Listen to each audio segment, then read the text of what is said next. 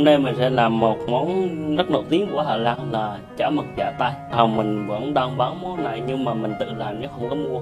Nhà hàng mình dùng mực lá cao, nó rất là tươi. Tiến hành đi xe chém mực lột cái da ngoài đây này. Cái này là ăn cái miệng của mực, còn cái răng là cứng mình là lấy ra. Cái răng mực này mình là lấy ra, mình lấy cái da đi cho trắng đẹp, chứ để cái da này là nó sẽ bị đỏ. Cái này mình không giả, mình chỉ cắt hạt lựu chứ mình bỏ vô, không cắt nhỏ, mình cắt to để mình bỏ, mình giả nguyên miếng mình giả. Trong một mẻ mình giả phải là nửa tiếng đó. Mình làm cái cối nhỏ rồi mình làm vừa một dĩa thôi, chứ thường mình dùng cái cối to ăn luôn cho nó thơm.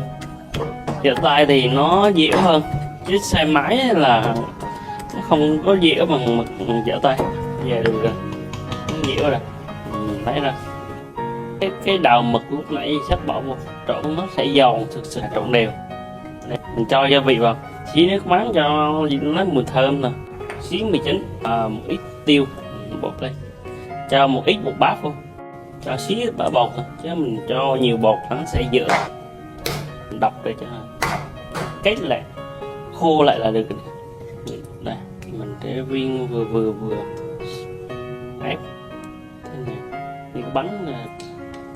Chín là nó từ nổi lên chứ không phải là mình cho một xíu vô để cho nó kết lại thôi. Mình sẽ vớt mực ra, rau dầu mình đi để coi dĩa, nhìn vào cái dĩa nó đẹp là bắt mắt rồi đã. Còn ngon dở tính sao cắt đôi cái lát này cho nó đẹp, tráng đẹp, nó dẻo, nó có độ đàn hồi này. Là cái này là cái rau mực này, cái rau mực là mình ăn vô là nó có độ giòn, nên mình chấm một miếng nữa.